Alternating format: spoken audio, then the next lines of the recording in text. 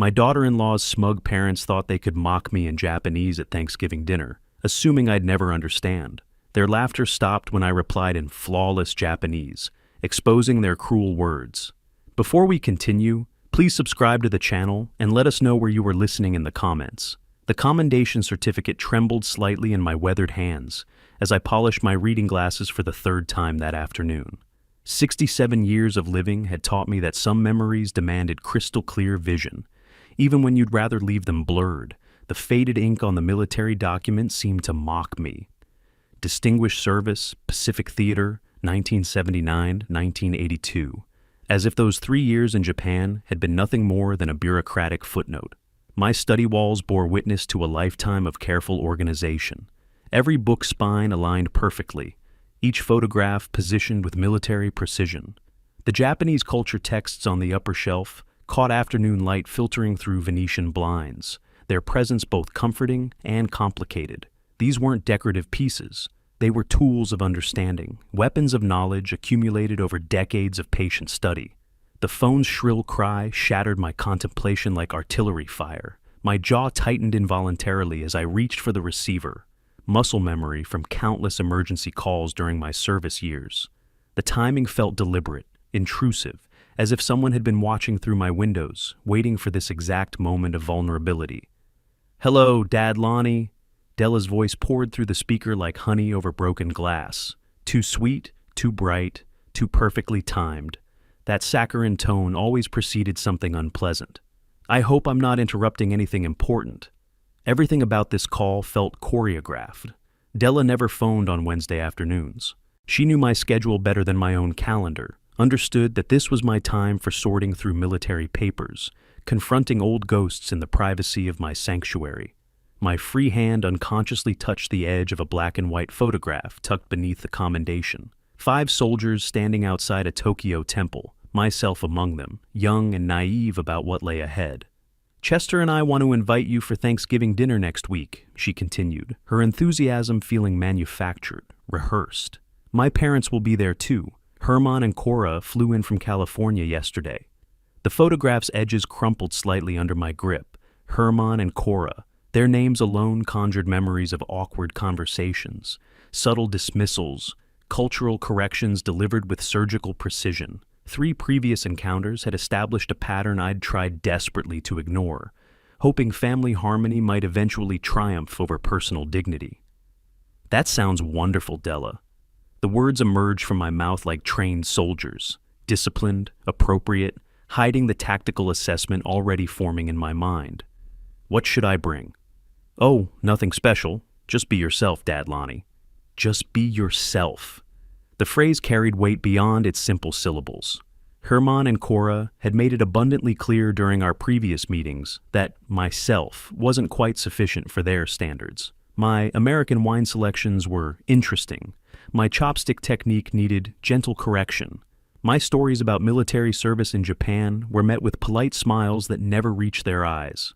The pen felt heavy in my fingers as I reached for my desktop calendar, its weight multiplied by the significance of what I was about to write.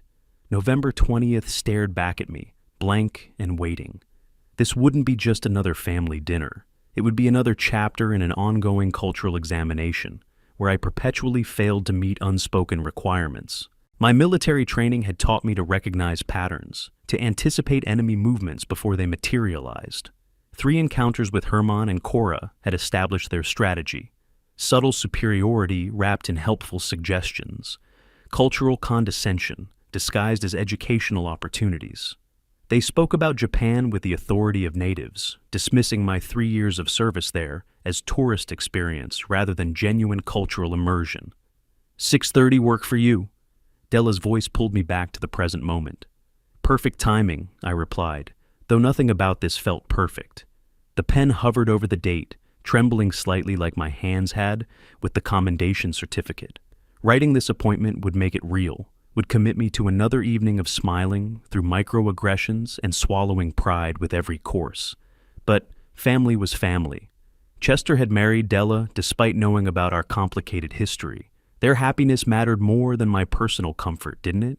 The question mark hung in my mind like smoke from old battles, unresolved and persistent.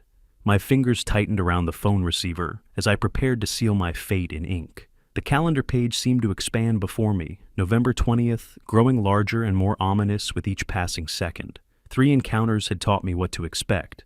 Perhaps the 4th would finally teach me what to do about it. The pen descended toward paper with the inevitability of gravity, ready to mark another date with destiny.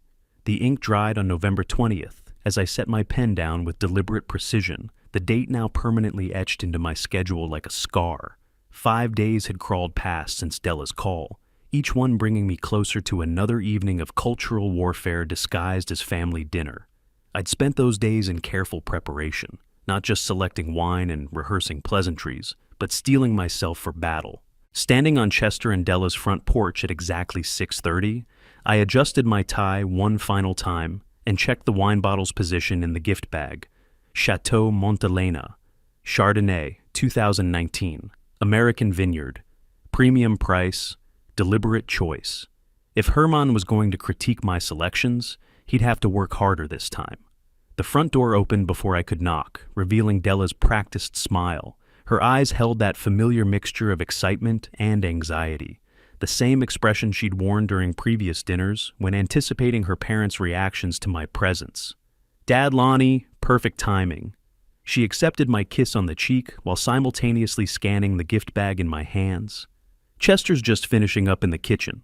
The house smelled of teriyaki and jasmine rice, an aromatic battlefield where American and Japanese cuisines had reached an uneasy ceasefire. Soft lighting cast warm shadows across hardwood floors, creating an atmosphere of domestic tranquility that felt fragile, temporary. Herman emerged from the living room like a general surveying conquered territory. His handshake was firm, professional, calibrated to demonstrate strength without revealing effort. At 72, he moved with the confidence of a man accustomed to deference, his expensive casual wear perfectly pressed despite a day of travel. "Lonnie, good to see you again." His smile was precise, measured, revealing teeth whitened to an unsettling uniformity. "I trust the drive over wasn't too difficult." "Traffic was light," I replied, matching his formal tone while internally cataloging the subtle dismissal embedded in his phrasing. Not, "How are you?" or "Glad you could make it," but an assumption that simple navigation might challenge my capabilities. Cora appeared beside her husband with the synchronized timing of long marriage. Her bow was shallow but deliberate, a cultural gesture that highlighted my lack of reciprocation. She wore a silk blouse decorated with cherry blossom patterns, the fabric catching light in ways that suggested considerable expense. "Thank you for joining us, Lonnie-san." The honorific felt performative, designed to demonstrate her cultural authenticity rather than show genuine respect. "I brought homemade miso soup. The recipe has been in my family for generations." The gift bag felt heavier as I extended it toward Della. "I brought wine for dinner." Herman accepted the bottle with the enthusiasm of someone examining evidence. His fingers turned it slowly, reading the label with theatrical concentration. The pause stretched uncomfortably long, each passing second amplifying the silence. "Oh, American wine. Interesting choice." His tone carried the weight of diplomatic disappointment, polite enough to avoid direct offense while clearly communicating judgment. "Napa Valley produces some adequate vintages." Adequate. The word hung in the air like smoke from a battlefield, acrid and persistent. My military training kicked in automatically. Maintain composure, assess enemy positions, prepare for escalation while preserving strategic options. Chester appeared from the kitchen wearing an apron decorated with cartoon sushi rolls, his smile stretched tight across his face. "Dinner's almost ready. Should we move to the dining room?" The dining table had been set with Della's good china, each place setting arranged with military precision. Herman and Cora claimed seats facing the window, positioning themselves to observe while maintaining tactical advantage. I found myself across from them, feeling like a defendant facing judgment. Conversation flowed around safe topics, weather, travel, Chester's recent promotion, while underlying tensions simmered beneath surface politeness. Cora served her miso soup with ceremonial precision, explaining proper consumption techniques with the patience of someone addressing a particularly slow student. "In Japan, we teach children to hold chopsticks properly from age 3, she observed, as I navigated my soup with deliberate care. Her demonstration was flawless, each movement calculated to highlight my comparative clumsiness. Muscle memory develops early, much easier than learning as an adult. I try to learn new things at any age, I replied, adjusting my grip while fighting the urge to reveal just how well my muscle memory actually functioned. 3 years in Japan had taught me more than tourist-level chopstick techniques, but admitting that would complicate tonight's delicate balance. Herman leaned back in his chair, wine glass catching candlelight as he swirled the Chardonnay with professional expertise. The terroir here lacks complexity compared to Japanese sack brewing traditions. Americans focus on quantity over craftsmanship. Each comment built upon previous ones, creating a cumulative weight that pressed against my chest like gathering storm clouds. Della nodded along with appropriate enthusiasm, while Chester studied his plate with increased intensity. The family dynamics revealed themselves through silence as much as speech. Who spoke, who listened, who chose strategic invisibility when tensions escalated. My eyes tracked the subtle communications passing between Herman and Cora, the meaningful glances that suggested conversations continuing beyond spoken words. They exchanged a look loaded with significance, a moment of wordless connection that excluded everyone else at the table. Something was coming, something planned, coordinated, designed to test limits I hadn't even realized we were approaching. The gentle clink of dessert spoons against porcelain filled the dining room as conversation settled into that comfortable post-meal rhythm where defenses naturally lowered. Della moved between kitchen and table, clearing plates with practiced efficiency while maintaining her hostess' smile. The wine had done its work, shoulders relaxed, voices softened, and the earlier tension seemed to dissolve into domestic tranquility. Herman leaned back in his chair, swirling the remaining Chardonnay with casual expertise. His business confidence had returned, the wine critique forgotten in favor of broader cultural observations. Cora dabbed her lips delicately with her napkin, preparing for what appeared to be a private comment. "The miso soup was exceptional tonight," Chester offered, attempting to bridge the lingering awkwardness from earlier exchanges. His diplomatic skills had improved over years of managing family dinners, though the strain still showed around his eyes. "My grandmother's recipe," Cora replied with practiced modesty, though pride colored her voice. "Passed down through 4 generations. Some traditions cannot be replicated."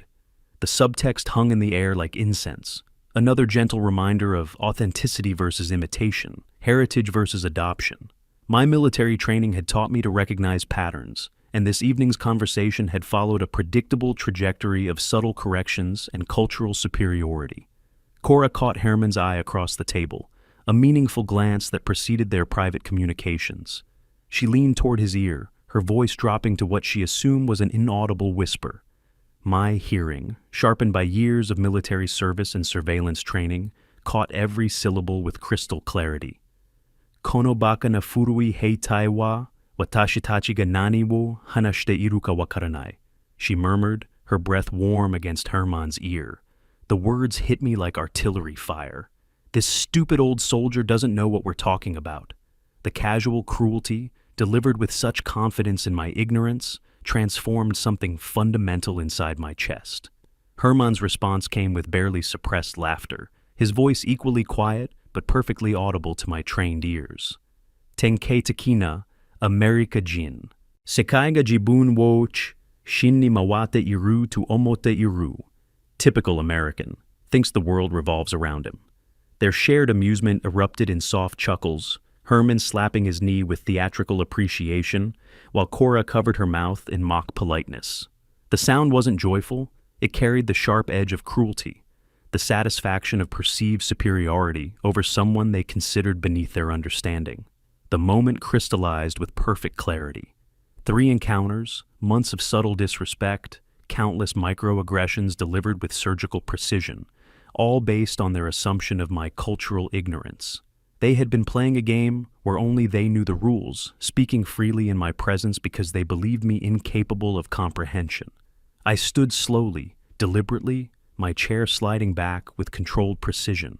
The movement caught everyone's attention, but my focus remained fixed on Herman and Cora. My voice, when it came, carried the authority of 3 years in Tokyo and the controlled fury of a man who had finally heard enough. "Anata tachi no iu koto wo subete rikai shite imasu. The Japanese flowed from my lips with perfect pronunciation, each syllable precisely articulated.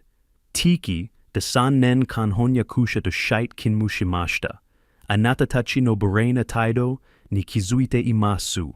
I understand every word you say. I served as a translator in Tokyo for 3 years. I notice your disrespectful attitude. The silence that followed was absolute, profound, the kind that precedes explosions. Herman's face drained of color, as if someone had opened a valve, his chopsticks freezing midair above his dessert plate. Cora's sharp intake of breath was audible across the table, her hand flying to her throat in unconscious protection. Della's fork clattered against her plate, the metallic sound unnaturally loud in the stunned quiet.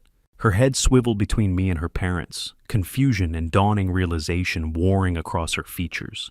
Chester straightened in his chair, displaying the first genuine interest he'd shown all evening, a slight smile playing at the corners of his mouth. The power dynamic in the room shifted like tectonic plates finding new alignment. For months, they had held the high ground through assumed cultural superiority and language barriers that existed only in their imagination. That advantage had just evaporated like morning frost under direct sunlight. My military bearing took full control, shoulders back, hands at sides, direct eye contact with Herman, while maintaining peripheral awareness of everyone else at the table.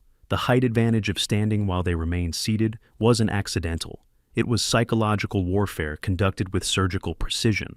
Your assumptions, I continued in English, my voice carrying the same controlled authority, have been consistently incorrect. Herman's mouth opened slightly, then closed, then opened again like a fish pulled from water. No words emerged. Cora's cultural superiority, so carefully maintained through 3 previous encounters, crumbled visibly as she processed the implications of my revelation. The deadly quiet stretched uncomfortably, and I let it. Silence was a weapon I had learned to wield with devastating effectiveness. Each passing second amplified their discomfort, while allowing my words to sink deeper into their consciousness. I reached for my napkin, folding it with military precision before placing it beside my plate. The gesture was final, ceremonial, marking the end of one chapter and the beginning of something entirely different. Moving toward the coat closet with measured steps, I left the family frozen in their chairs, stunned silence filling the space where comfortable assumptions had lived just moments before. The familiar weight of my coat settled across my shoulders as I hung it in my own closet, the contrast between the chaos I'd left behind and my orderly home environment providing immediate comfort. My study waited exactly as I'd left it, books aligned, papers organized, military precision evident in every detail. The emotional maelstrom of the evening required processing, and this sanctuary offered the perfect environment for tactical analysis. November 21st dawned gray and purposeful. Coffee steamed beside my computer as I opened multiple browser tabs with the systematic approach of a military intelligence operation. If Herman and Cora wanted to play games based on assumed superiority, they would discover that some opponents come better prepared than expected. Public record searches revealed Herman Watkins Import Elsh Export LLC with surprising ease. Texas business registration, tax liens dating back 18 months. Court filings that painted a picture of mounting financial pressure. The numbers told a story of declining revenue and increasing debt. $2.8 million in obligations against assets that appeared significantly overvalued. My methodical investigation uncovered a critical vulnerability. 67% of Herman's revenue came from a single client relationship with Matsuda Electronics USA. The contract, according to public filings with the International Trade Commission, expired December 31st, 2024. Renewable annually based on performance metrics and client satisfaction. The pieces of a larger puzzle began forming in my mind. Herman's arrogance, his need to demonstrate cultural superiority, the financial pressure evident in his business filings, all connected by threads of insecurity disguised as confidence. My phone buzzed with the first of several strategic calls. Robert Chen, an army buddy from my Tokyo days, now ran a successful electronics import business in California. His voice carried the same easy confidence I remembered from our service years. "Lonnie, it's been too long. What can I do for you? I need information about the import electronics market. Specifically companies dealing with Japanese manufacturers, I explained, keeping my tone businesslike. Professional curiosity about industry standards and competitive practices. The conversation yielded valuable intelligence about market conditions, client expectations, and the delicate balance required for successful import relationships. Herman's business model, while functional, operated on extremely thin margins with little room for error or client dissatisfaction. By November 23rd, I had scheduled a meeting with Milton Ray, an attorney whose office occupied the 15th floor of Austin's financial district. The downtown skyline stretched beyond his conference room windows as we discussed the legal framework for competitive business practices. What you're planning is technically legal, but you need to be careful about tortious interference claims, Milton advised, his gray suit as precise as his legal analysis. Document everything. Keep communications professional. Never reference personal motivations. I don't want to destroy anyone, I clarified, though the distinction felt important to establish. I want to show them that actions have consequences they didn't anticipate. Milton's pen moved across his legal pad with practiced efficiency. Your military background gives you certain advantages in strategic thinking. Apply that discipline to legal constraints. Everything must appear as legitimate business competition. The framework crystallized during our 2-hour session. Herman's business operated within specific vulnerabilities that could be exploited through entirely legal means. Client relationships in the import business depended heavily on trust, reliability, and cultural sensitivity. Areas where Herman's arrogance created exploitable weaknesses. My handwritten plan covered 3 phases of carefully escalated pressure. Phase 1 involved gathering additional intelligence about Herman's client relationships and business practices. Phase 2 would introduce subtle competitive pressures designed to highlight his operational weaknesses. Phase 3 remained flexible, dependent on Herman's responses to earlier initiatives. The moral framework felt crucial to maintain. This wasn't about destruction or personal vendetta. It was about education through natural consequences. Herman and Cora's behavior had been enabled by their assumption that disrespect carried no costs. That assumption needed correction. November 25th brought the first actionable intelligence through a contact at Austin's Chamber of Commerce. Herman's relationship with Matsuda Electronics had experienced several tension points over the past year, including delivery delays and communication issues that suggested cultural misunderstandings on Herman's part. My phone rang as I reviewed my handwritten strategy notes, the sound cutting through afternoon silence like a summons to action. Robert Chen's voice carried excitement, mixed with professional discretion. "I've got some interesting information about your import electronics inquiry," he began, his tone suggesting discoveries that would prove more valuable than anticipated. The pen hovered over my planning document as I prepared to receive intelligence that would transform theoretical strategy into actionable campaign. Robert Chen's voice carried the electric excitement of valuable intelligence as I gripped the phone tighter. My strategic planning documents spread across the desk like battlefield maps. 3 weeks of methodical preparation had positioned me perfectly for this moment. The convergence of opportunity and calculated action. "Lonnie, this is better than we discussed." Robert's tone conveyed professional discretion mixed with genuine satisfaction. Matsuda Electronics just moved their supplier review meeting from December 30th to December 18th. David mentioned they're concerned about consistency issues with their current import partner. The acceleration of timeline demanded immediate recalibration of my strategy. My handwritten notes showed Herman's contract renewal, originally scheduled for January 15th, 2025. This development compressed my operational window, but also created enhanced pressure points I could exploit with surgical precision. December 3rd found me sitting in my sedan outside the Austin Chamber of Commerce building at 8:45 a.m., reviewing my approach one final time. The morning air carried the crisp bite of winter, matching the clarity of my tactical mindset. My military training had taught me that successful operations required adaptability within strategic frameworks. The Chamber's International Trade Committee meeting provided perfect cover for intelligence gathering. Maria Rodriguez, the trade relations coordinator, possessed exactly the industry knowledge I needed to complete Herman's professional profile. Her corner office overlooked downtown Austin's financial district, floor-to-ceiling windows framing the territory where Herman's empire would soon crumble. Import-export businesses face increasing quality standards, Maria explained, her fingers dancing across her tablet screen as she pulled up industry reports. Clients demand consistency, reliability, and cultural sensitivity. Companies that can't adapt find themselves replaced quickly. My cover story as a consultant for veteran-owned businesses provided natural entry points for specific questions about Herman's sector. Maria's professional assessment confirmed what my research had suggested. Herman's operation existed on borrowed time, sustained only by inertia and lack of client awareness about superior alternatives. Matsuda Electronics has been particularly vocal about supplier performance recently, she continued, unknowingly providing the exact intelligence I needed. Their procurement team mentioned evaluating alternatives during our last quarterly meeting.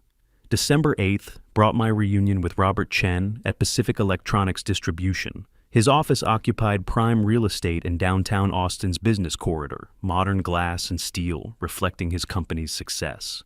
The contrast with Herman's operation would have been stark if Herman possessed enough self-awareness to recognize it. David Matsuda called me yesterday, Robert reported, settling behind his mahogany desk with the confidence of someone accustomed to delivering valuable information. They're accelerating their supplier evaluation process. Seems their current partner has been creating customer satisfaction issues. Robert's intelligence network within Austin's import community proved invaluable. His position allowed him to observe Herman's declining reputation from multiple perspectives. Client complaints, competitor assessments, industry gossip that painted an increasingly unflattering picture. Would you be interested in an introduction? Robert suggested, his tone carefully neutral. David values experienced perspectives on supplier relationships. Your military background and industry knowledge could provide useful insights for their evaluation process.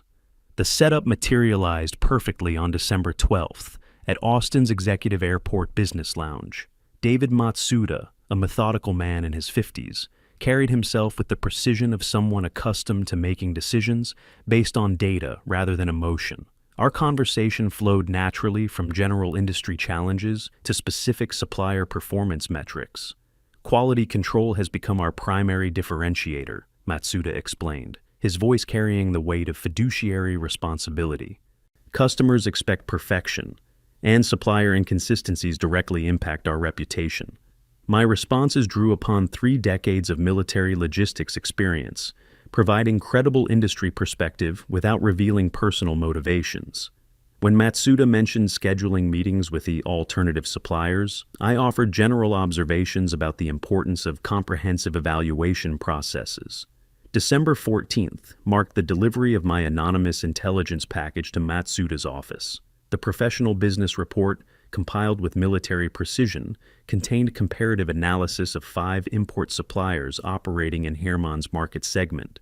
Herman's company appeared prominently in the documentation, not through malicious fabrication, but through careful compilation of public performance data, customer reviews, and quality metrics available through legitimate business channels.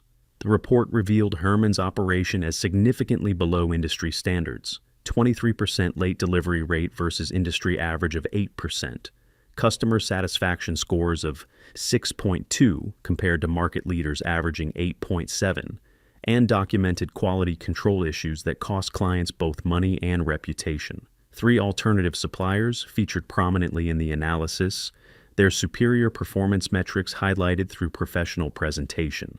The business case for change appeared overwhelming when presented through objective data rather than personal opinion.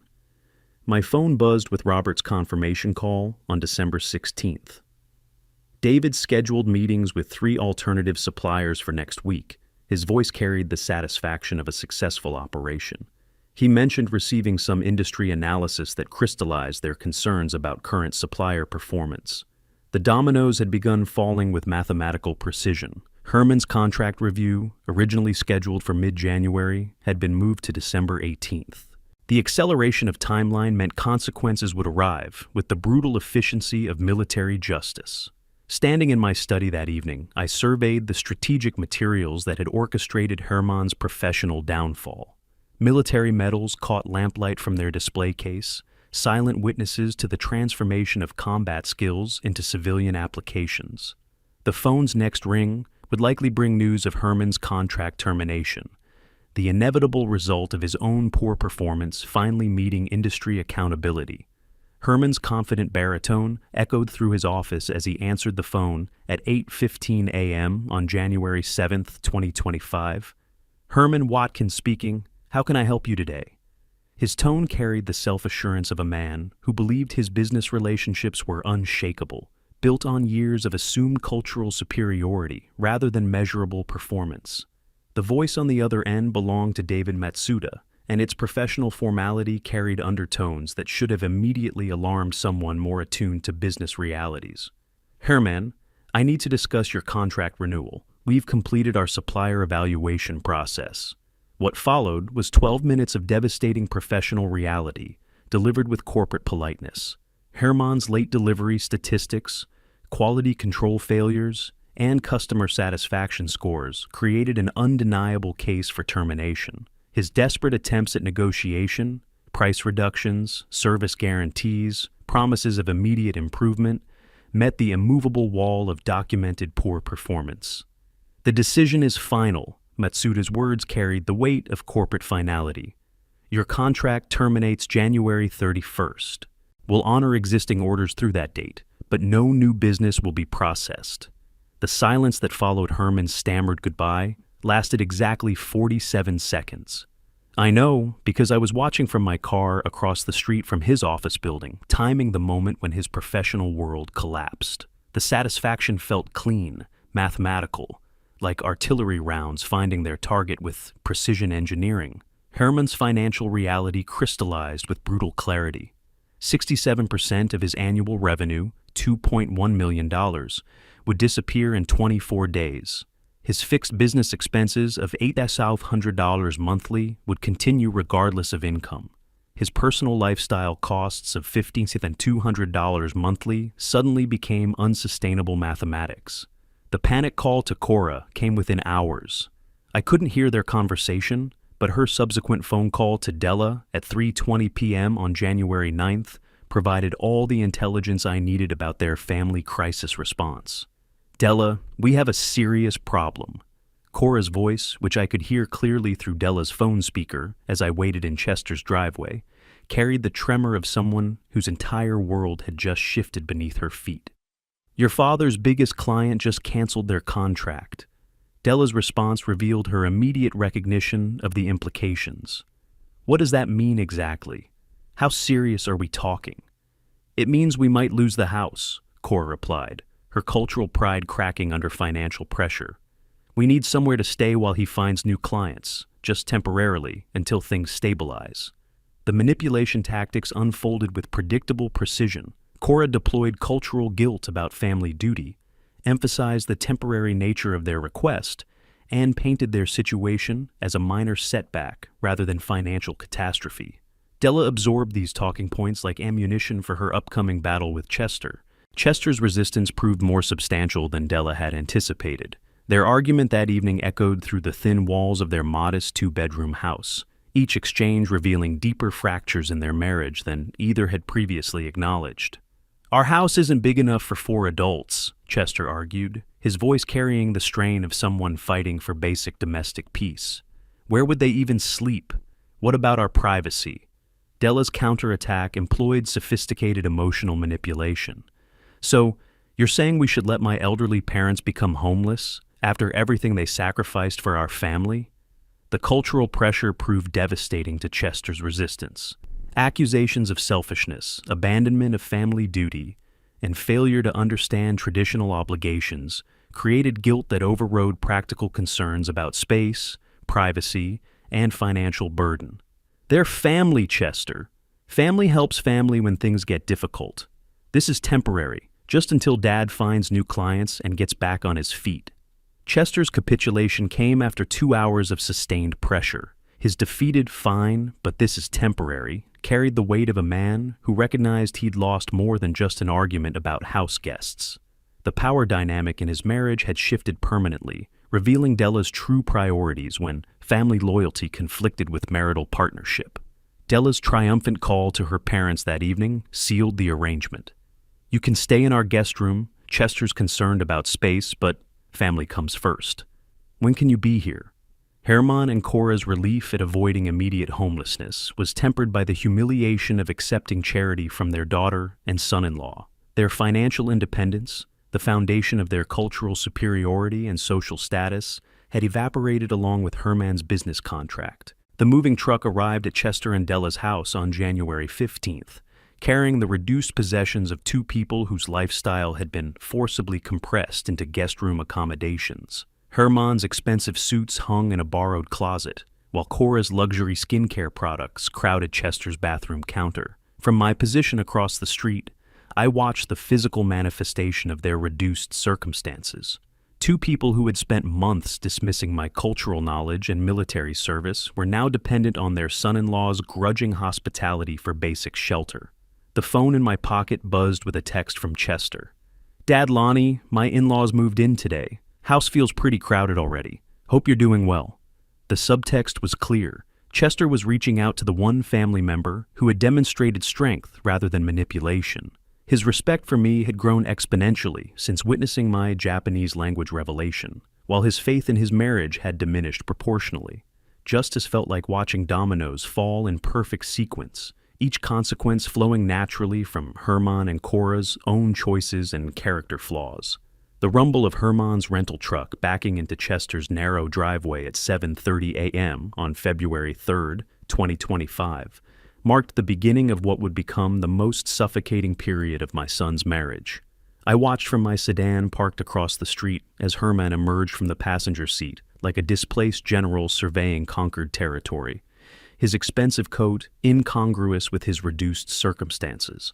Chester appeared at his bedroom window, coffee mug frozen halfway to his lips, the expression on his face revealing a man who suddenly grasped the magnitude of what he'd agreed to accommodate.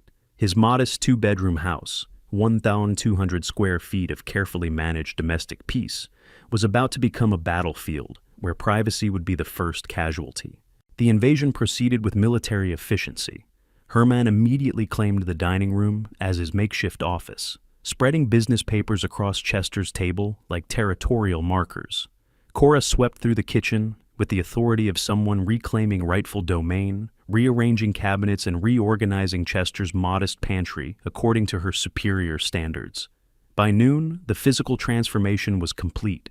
Herman's mahogany desk dominated the dining area, forcing Chester and Della to eat standing at the kitchen counter. Cora's extensive skincare regimen crowded the single bathroom counter, relegating Chester's toiletries to a narrow strip beside the sink. The living room furniture had been rearranged to accommodate Herman's business calls, with Chester's comfortable reading chair repositioned facing the wall. The financial pressure materialized immediately. Grocery bills increased 75% as Cora insisted on premium ingredients for her Japanese cooking.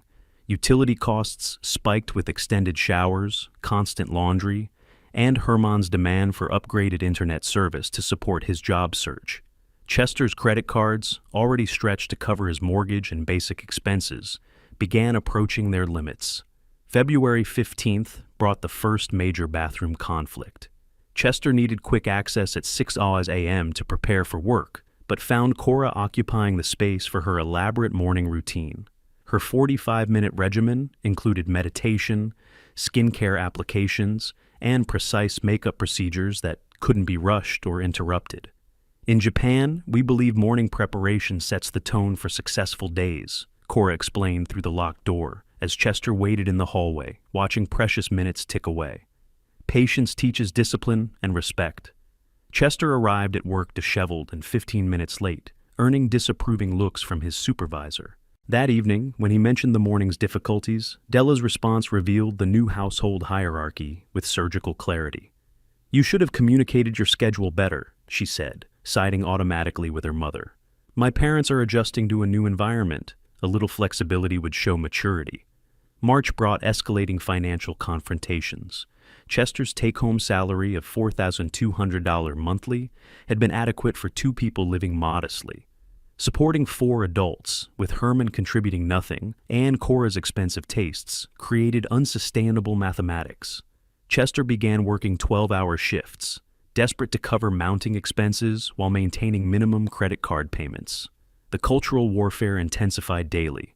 Cora's cooking replaced Chester's preferred meals with elaborate Japanese dishes that required expensive ingredients and lengthy preparation. Herman monopolized evening hours with business calls, his voice echoing through thin walls as he pursued increasingly desperate employment opportunities. Japanese conversations between Herman, Cora, and Della excluded Chester from family discussions in his own home. March 20th brought the kitchen territory confrontation that crystallized the power dynamics. Chester had purchased hamburger meat for a simple dinner, only to discover Cora had discarded it, replacing his plans with an elaborate sushi preparation requiring $70 worth of fresh fish. In Japan, children always properly care for their parents, Cora announced, her tone carrying the weight of cultural authority. It's our tradition, our way of showing respect and gratitude. Chester's exhausted response revealed months of accumulated frustration. I'm doing my best to help, but we're all struggling here financially. American families don't understand obligation and respect, Cora replied, her dismissal complete and devastating. Della's intervention sealed Chester's isolation. Your salary barely covers our needs as it is, she said, her words cutting deeper than her mother's cultural criticism. I'm working 55 hours a week, Della. What more can I do? The answer, delivered with casual cruelty, redefined their marriage permanently. You need to find ways to contribute more if you want to support family properly. March 25th brought their most destructive bedroom argument. Lying in bed at 11 p.m., separated by a thin wall from Herman's thunderous snoring, Chester finally voiced his desperation. It's been 2 months, Della. When does temporary actually end? Her response revealed priorities that would reshape their relationship forever. Are you saying we should abandon family when they need us most? After everything my parents sacrificed for our opportunities? I'm saying we need boundaries, privacy, our own space back, Chester replied, his voice carrying the strain of months without peace in his own home. Family comes first, Chester. That's what marriage means, supporting each other's families when they need help. The irony wasn't lost on him. Supporting her family was destroying his marriage, but pointing this out would only prove her accusations of selfishness. He lay awake until 2 a.m., listening to Herman's snoring, checking work emails on his phone, desperate for any mental escape from the domestic prison his home had become. The thin wall between bedrooms seemed to mock his situation. So close to privacy, yet completely exposed to every sound, every reminder that his sanctuary had been transformed into someone else's temporary shelter with no end date in sight. Chester's phone alarm pierced the pre-dawn darkness at 5:30 a.m. on April 12th, a full hour earlier than his previous routine. He dressed in careful silence, desperate to escape the house before Herman and Cora began their morning territorial claims. The coffee shop on South Lamar had become his sanctuary, the only place where he could think clearly without cultural criticism or financial pressure. I had been observing this new pattern for 2 weeks, timing my own coffee runs to coincide with Chester's increasingly desperate need for solitude. His appearance told the story of a man under siege, rumpled clothes, tired eyes, the perpetual slouch of someone carrying burdens beyond his capacity. Café Mundi at 7:45 a.m. buzzed with morning professionals escaping their own domestic complications. The neutral territory provided perfect cover for what needed to appear as accidental encounter. Chester occupied his usual corner table, black coffee growing cold as he stared at rental apartment advertisements on his phone with the intensity of someone researching escape routes. Chester, what a pleasant surprise seeing you here. His head jerked up with the startled reaction of someone caught planning something forbidden. Recognition brought relief mixed with embarrassment, as if his father discovering him researching apartments represented some form of betrayal. Oh, hi, Dad Lonnie, just grabbing coffee before work. His voice carried exhaustion that went deeper than physical tiredness. Mind if I join you? Haven't had a chance to catch up lately. The invitation opened floodgates he'd been holding back for months. As I settled across from him, Chester's carefully maintained composure began cracking like overstressed metal. Things have been complicated at home since Della's parents moved in, he admitted, his fingers drumming nervously against his coffee cup. The adjustment has been harder than anyone expected. Tell me what's happening, son. Sometimes talking helps clarify difficult situations. The words poured out like water through a broken dam. Months of accumulated frustration, financial pressure, cultural criticism, and marital tension found voice in the safety of paternal understanding. Chester described bathroom schedules, kitchen takeovers, privacy invasions, and the gradual erosion of his authority in his own home. "I'm working 55 hours a week just to cover basic expenses," he explained, his voice carrying the strain of someone pushed beyond reasonable limits. "But it's never enough. Della says I need to contribute more, work harder, be more understanding. Every man deserves peace in his own home, Chester. That's not selfish. It's fundamental to mental health and relationship stability." My words hit him like revelation.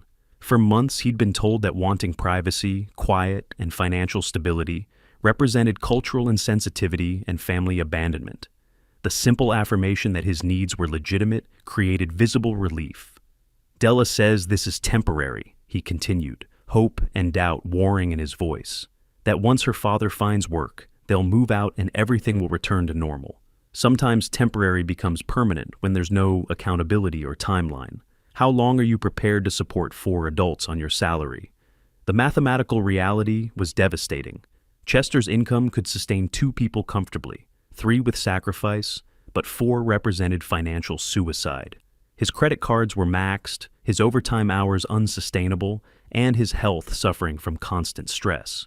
"Herman's been searching for work since January," Chester said, his tone revealing growing skepticism about his father-in-law's prospects. 47 applications, 12 responses, 3 interviews, 0 offers. At 58, with a recent business failure, his options are limited. The question is whether you're prepared to support him indefinitely while your own well-being deteriorates. The conversation shifted toward deeper issues. Chester began questioning whether his marriage represented partnership or exploitation. Della's priorities clearly favored her parents over her husband, using cultural obligation to justify financial and emotional manipulation. "I feel trapped," Chester admitted, his voice dropping to prevent neighboring tables from overhearing. "Like, I can't say no without becoming the villain who abandoned family in their time of need." "Setting boundaries isn't abandonment, son. It's self-preservation. A healthy marriage requires both partners to prioritize the relationship over extended family obligations." My words carried the weight of experience and wisdom. Chester absorbed them like someone discovering oxygen after months of suffocation. The apartment advertisements on his phone screen suddenly seemed less like betrayal and more like legitimate self-protection. "What would you do, Dad, if you were in my situation?" The question required careful navigation. Too much guidance would seem manipulative. Too little would waste this crucial moment of receptivity. "I'd have an honest conversation about expectations, timelines, and boundaries. If those weren't respected, I'd consider what alternatives would preserve my sanity and financial stability." Chester nodded slowly, processing implications that extended far beyond housing arrangements. His marriage had become a vehicle for supporting his in-laws rather than building his own future. That realization, once acknowledged, couldn't be ignored. "Sometimes we enable people by not setting clear expectations," I continued. "Temporary help becomes permanent dependency when there are no consequences for failure to become self-sufficient." Chester glanced at his watch, recognizing that work demanded his presence, but his mind was clearly elsewhere. The apartment listings on his phone screen had transformed from guilty fantasy into practical necessity. "Thank you for listening, Dad. I needed to hear some of this." As he gathered his belongings and headed toward the exit, Chester moved with slightly straighter posture, as if a weight had been redistributed rather than removed. The traffic light outside caught him in its red glow, and I watched through the cafe window as he stared at a billboard advertising furnished studio apartments. The seed had been planted. Now patience would determine whether it grew into action or withered under matrimonial guilt. Chester's hands gripped the steering wheel outside the law office of Martinez and Associates like a drowning man clutching driftwood. June 18th, 2025, 1:45 p.m. 15 minutes before the appointment that would reshape his entire existence. The manila folder on his passenger seat contained financial documents that represented more than asset division. They were his declaration of independence from a marriage that had become a prison of cultural obligation and financial exploitation. Sarah Martinez's office occupied the 12th floor of Austin's downtown legal district, floor-to-ceiling windows framing the city where Chester had slowly lost himself over the past 6 months. The attorney's credentials impressed him: 15 years of family law experience, board certification, and a track record of favorable outcomes that suggested competence rather than empty promises.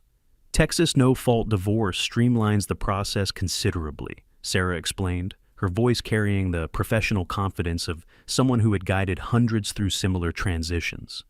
With documented irreconcilable differences and your preparation, we're looking at a 3-month timeline if uncontested. The numbers painted a stark picture of financial reality. House equity of $45,000 would be split, leaving Chester with enough for an apartment deposit, but requiring careful budgeting. His 401k balance of $78,000 remained protected, while joint savings of $3,200 barely covered immediate expenses. The credit card debt of $14,800, accumulated primarily to support Herman and Cora, would be divided proportionally based on who benefited from the expenditures. I recommend establishing a separate bank account immediately, Sarah continued, sliding documents across her mahogany desk. Direct deposit, personal credit, independent financial identity. Clean breaks require complete separation of economic interests. Chester signed the retainer agreement with hands that trembled slightly, not from fear, but from the overwhelming relief of finally taking action. The $300 consultation fee felt like the best investment he'd made in months, possibly years. Meanwhile, 3 miles away in Herman's makeshift office at Chester's dining room table, a different kind of investigation was reaching its culmination. Herman had spent weeks piecing together the timeline of his business destruction, driven by the desperate need to blame someone other than his own poor performance for his professional downfall. The pattern emerged through painstaking reconstruction of events. David Matsuda's mention of an industry veteran who had influenced supplier evaluation coincided perfectly with the acceleration of Herman's contract review.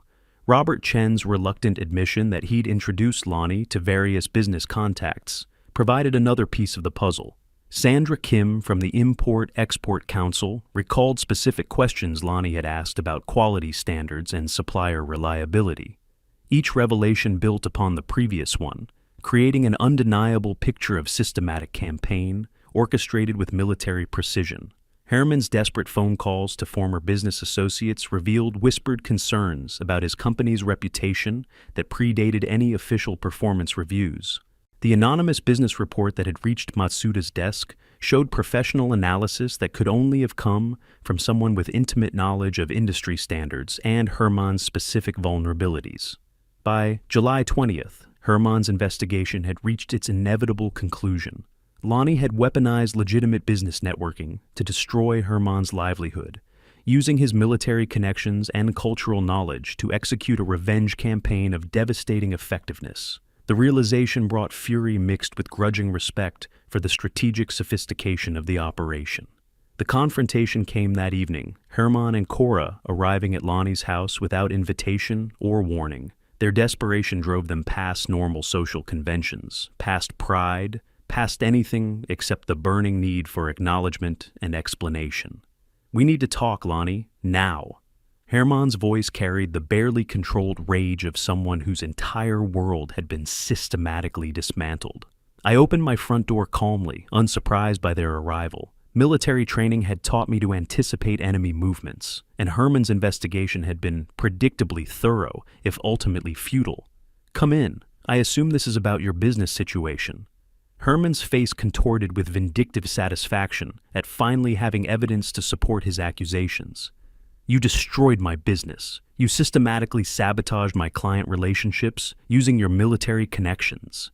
"I shared factual information about quality metrics and industry standards," I replied, my voice maintaining the calm authority that had served me well through 3 decades of service.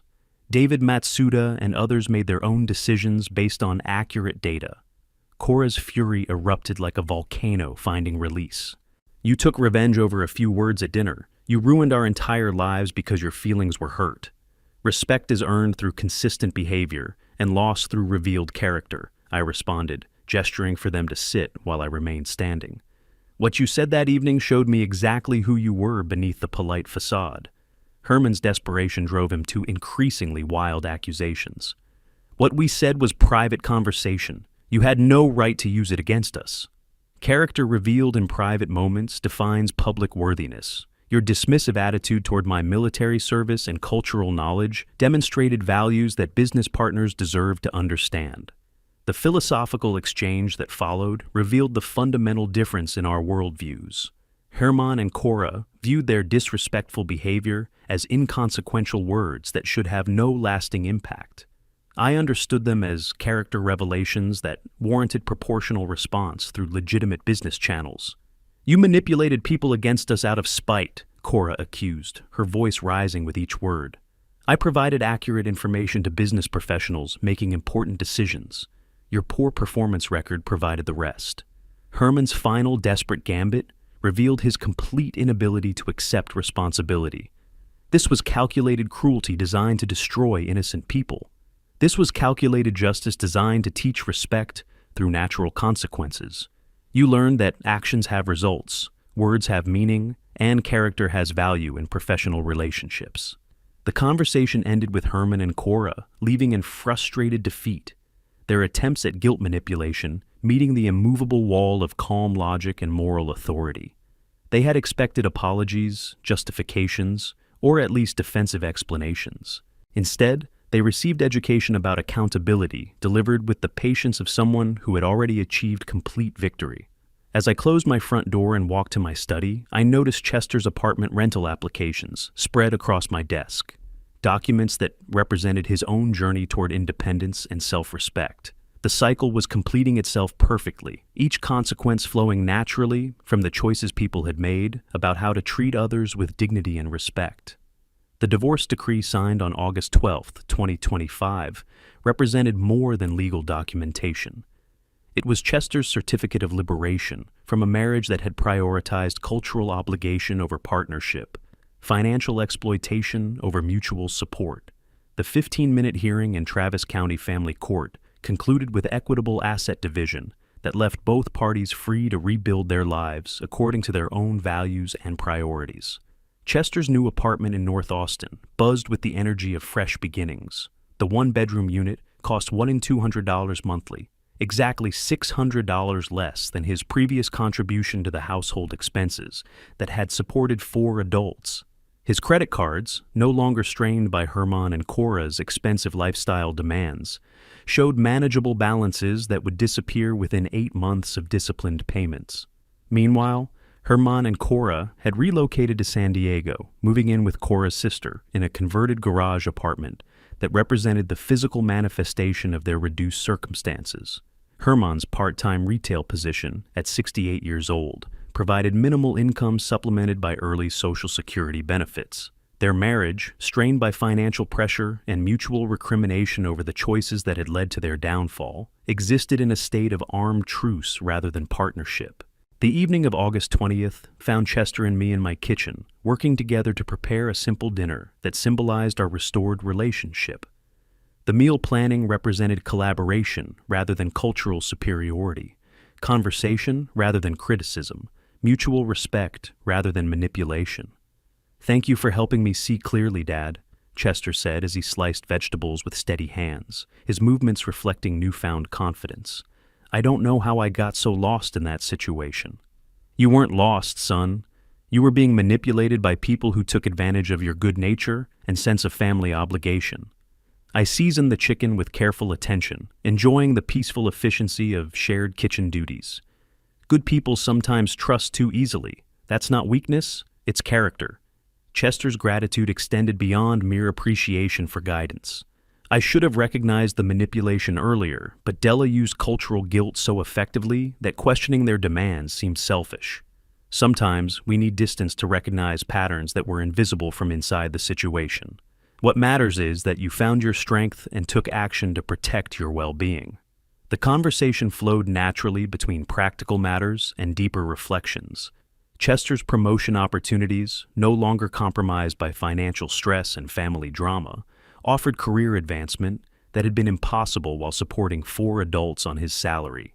His social life, previously constrained by household tension and cultural criticism, was expanding through renewed friendships and genuine leisure time.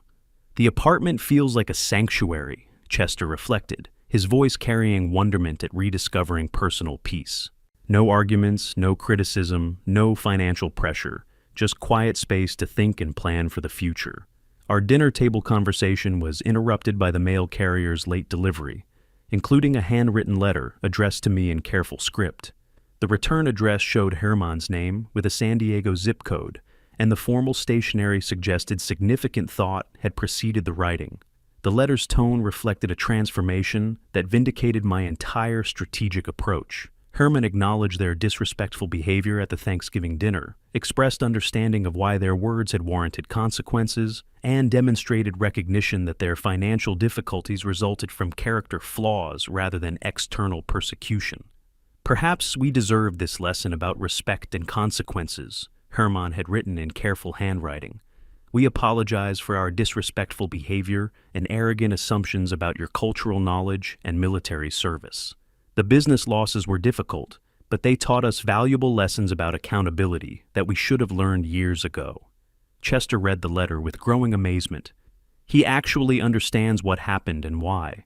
This isn't just an apology, it's recognition that you were teaching them something important. Justice without education is merely revenge, I explained, folding the letter carefully. The goal was always to create understanding, not just consequences.